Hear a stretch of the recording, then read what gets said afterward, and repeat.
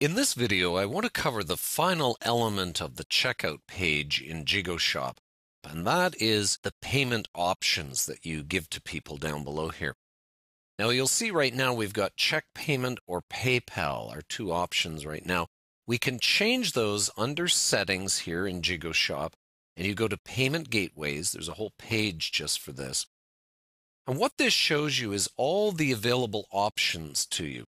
You have to enable them, as we've done here for checks and PayPal. And if you don't, of course, they won't appear. And what options you have on this page will depend on whether you've added extensions onto JigoShop. Other payment gateways and that sort of thing, they'll show up here. And again, you'd have to enable them first before they appeared. Okay. Now, the nice thing about JigoShop is that it hides the options that you're not choosing. So in this case, it's telling me a bit about check payment. In fact, I'd give all the information here of where to send the check and so forth. Or if I choose PayPal, it reveals just the PayPal information. Okay, and you control those from the settings here. This is where you put in the wording that people are going to see. I can also change the title of this. I don't want to say check payment necessarily. For example, I could take off, let's say I took off PayPal completely here. Let's just save this. I've done this before with clients where they don't want to accept credit cards. They maybe are a wholesaler, for example, and they just want people to submit an order and they'll be invoiced and that sort of thing. Maybe not all the material is going to be there in time for them, so they're going to change the order and invoice the person. So you just simply exit as check payment, but I could change that wording to say, place your order for invoicing or something like that. So there's lots of freedom, lots of options here, of course. Let's put PayPal back in here, and I'm going to actually put in an address here. This address, by the way, is not shown in the form. It's hidden away in back here, so it's not there for spammers to go and grab, for people to get. I'll show you what I mean when we refresh here. So now we've got PayPal as our option, okay. Let me just show you in the back end here. I'm going to view page source. And if we scroll down here all the way to the bottom, you're going to see there's PayPal right here, but there's no mention of your address. Okay, so that's good. That's good for security. That all gets passed along behind the scenes. We're going to place our order right now. We've made sure, let's switch this over here so we've got some shipping. Okay, PayPal, place our order. Now it's going to take us to PayPal, and you're going to see one of the advantages of checkout. There's actually a message there you can't see because in this theme it's not showing up properly.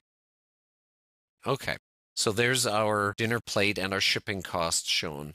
Now, let's say I'm not going to use a PayPal account, I'm going to use my credit card. I click on this. Now watch what happens here. It loads all the information for my billing and my contact information. It takes that from what I've got in JigoShop. So that's one of the advantages of using these shopping carts is you can do everything on your site and it gets passed along at the last moment to the payment gateway. Now I can still change things here if I need to, but at least it saves a lot of time and energy. Let me just go back here. I'm going to do a couple of clicks to get us back. There we go. So again, lots and lots of options for you here. If I go back over to my settings here and I enable, say, bank transfers. So you enter, let's say, the name of your bank, HSBC. Let's just put in an account number here. Say that's your account name, a sorting code. I'm just going to put in a bunch of things here.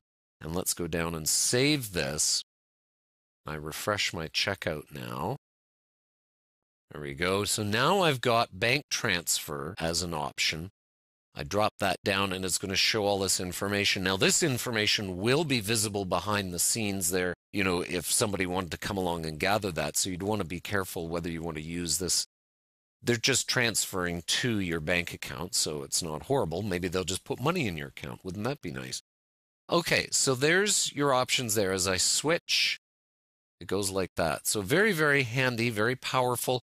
As I say, there's not a lot that comes with it, but having PayPal as the basic here in the free plugin is probably the most you're going to need at all. There are a couple of other options they offer down here. Skrill and DIBS FlexWin, if you're using those are built in already into JigoShop by default.